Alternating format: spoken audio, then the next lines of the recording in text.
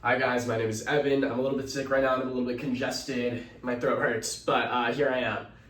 My past leadership assessment, I really focused on my present and my past. I focused on my past bosses and I tried forging my future based on what I saw from the past. However, this one I wanted to really focus on what I saw myself being like in the future as a leader.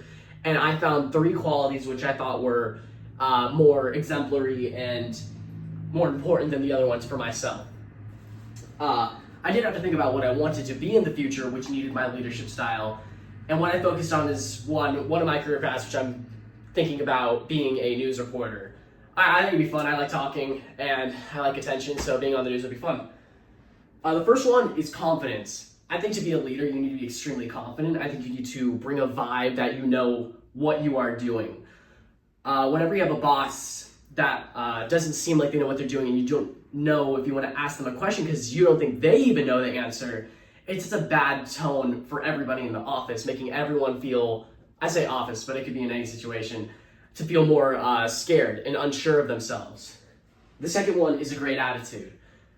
Thinking back to your previous bosses, I think of the bad bosses that I had in my life, and I think the ones that I didn't like talking to were always in a bad attitude. They did not want to talk to me themselves. And I would never want to put that out there that my coworkers or my employees can't talk to me because they think I'm in a bad mood and I don't want to talk to them. I want them to be able to ask me questions and give me advice because that's what builds a business. That's what helps people grow. And if I stop that, if I'm in a bad attitude and people don't want to ask me those questions and give me advice, then there's no growth. The third one is a sympathy, understanding of others. If you're in a bad situation and you need a day off and you're afraid to tell your boss like, hey, this is my kid's recital, I have to be off that day. And your boss is like, I actually don't care that it's your kid's recital, so you're gonna work that day. It makes your employees not think less of you.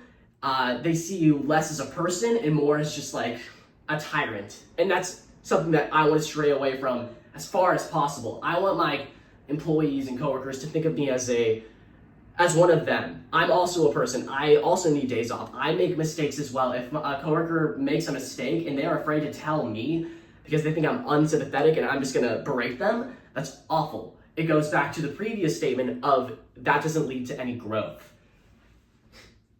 I think these 3 core characteristics make a great leader.